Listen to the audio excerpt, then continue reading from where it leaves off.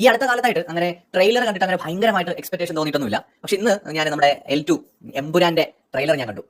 ഒരു രക്ഷയില്ലെന്ന് വെച്ച് കഴിഞ്ഞാൽ ഒരു രക്ഷയില്ല എന്ന് വെച്ചാൽ ഏകദേശം ഒരു 3 മിനിറ്റും 50 സെക്കൻഡും ഞാൻ കാണുന്നത് ഒരു മലയാള സിനിമയുടെ ട്രെയിലർ ആണോ എന്ന് പലപ്പോഴും തോന്നിപ്പോയി. ഞാൻ പറയുന്നില്ല മുഴുവനും അങ്ങനെ തോന്നിയെന്നല്ല ഞാൻ പറയുന്നത്. പക്ഷെ പല വിഷ്വൽസും കണ്ടപ്പോൾ ഇതൊരു മലയാള സിനിമയിലെ വിഷ്വൽ ആണോ എന്ന് നമുക്ക് തോന്നിപ്പോകും. അത്രയും ക്വാളിറ്റി വിഷ്വൽസ് ആണ്, ഒരു രക്ഷയില്ല.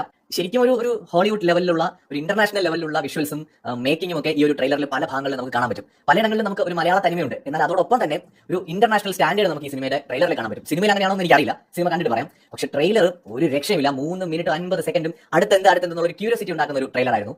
9 മണിക്കൂർ മുമ്പാണ് ആശീർവാദ് സിനിമയുടെ യൂട്യൂബ് ചാനലിൽ ട്രെയിലർ അപ്ലോഡ് ചെയ്തത്. ട്രെൻഡിംഗ് 1 അത് പോവാണ്. ഏകദേശം 2.5 മില്യൺ വ്യൂസ് ഇതിനോടകം കഴിഞ്ഞിട്ടുണ്ട്. ഭയങ്കരമായിട്ടുള്ള ഹൈപ്പ് സിനിമയ്ക്ക് വരുമ്പോൾ സത്യത്തിൽ പേടിയുണ്ട്. പക്ഷെ എങ്കിൽ കൂടി പറയാതിരിക്കാൻ പറ്റില്ല, വേറെ ലെവൽ ട്രെയിലറാണ്. ഒരു രക്ഷയില്ല കേട്ടോ. കാണാത്തവർ ജസ്റ്റ് ഒന്ന് കണ്ടു നോക്കുക, ഒരു രക്ഷയില്ല. സത്യത്തിൽ പൃഥ്വിരാജ് എന്ന് പറയുന്ന നടൻ ഒരു നടൻ എന്നതിനേക്കാൾ കൂടുതൽ താനൊരു മികച്ച സംവിധായകനാണ് എന്ന് അദ്ദേഹം തെളിയിക്കുന്നതാണ് എനിക്ക് തോന്നുന്നത്. അദ്ദേഹത്തിന്റെ ആദ്യത്തെ സിനിമ തന്നെ ഒരു മെഗാ ഹിറ്റ് ആയിരുന്നു. അതിന്റെ പാർട്ട് 2 ഇറങ്ങുമ്പോൾ എമ്പുരാൻ ഇപ്പോൾ സിനിമ റിലീസ് ആയിട്ടില്ല, പക്ഷെ അതിന്റെ ട്രെയിലർ തന്നെ നമുക്ക് നൽകുന്ന ഒരു രോമാഞ്ചിഫിക്കേഷൻ ഉണ്ട്. ഒരു രക്ഷയില്ലെന്ന് വെച്ചാൽ ഒരു രക്ഷയില്ല. നിങ്ങൾ കണ്ടിട്ടുണ്ടെങ്കിൽ നിങ്ങളുടെ അഭിപ്രായങ്ങൾ എഴുതൂ. മിക്കവാറും ഇത് സകല റെക്കോർഡുകളും തൂക്കുന്ന മലയാളത്തിലെ ഒരുപക്ഷെ ഏറ്റവും വലിയ സിനിമയായിട്ട് മാറാനുള്ള സാധ്യതയുണ്ട്. അങ്ങനെ ആവട്ടെ.